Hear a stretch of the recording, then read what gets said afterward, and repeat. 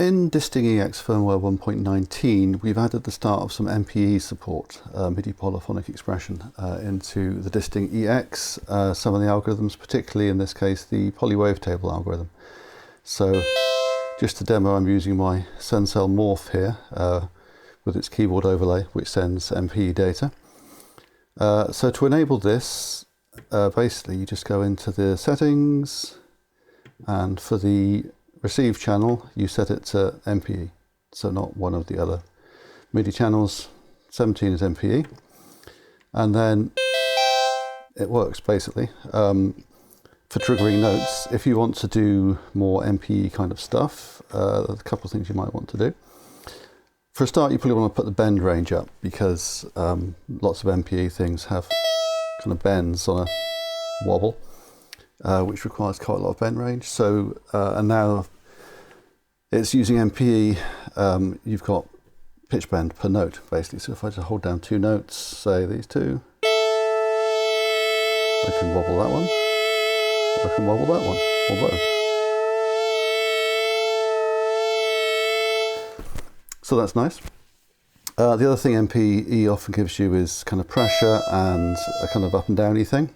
So let's enable those. Now that's done through the options menu here. So there's two envelopes on the Poly Wavetable algorithm. One, the basic one, controls the volume envelope and other things as well if you set that up, but we're going to just use it for volume. So if we change that not to be envelope but to be aftertouch, that means that basically the internal envelope generator is disabled, and it's going to use the aftertouch from the MPE source, which is per note.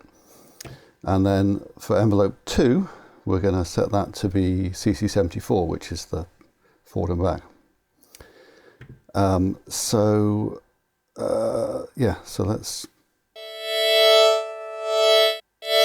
rather than it using the envelope, it's now using how hard I'm pressing to generate that note volume. So I can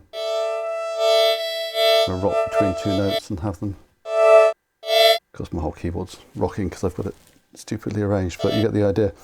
And then for envelope 2, say if we change, well, for a start, let's enable let's use the wave actually. So envelope 2 to the wave, so we'll change that to 100%.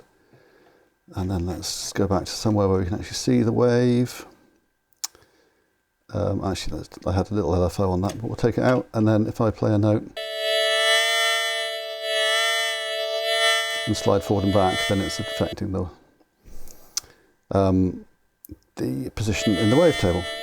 If I choose a wavetable with a lot more variation, you'll see that even more so.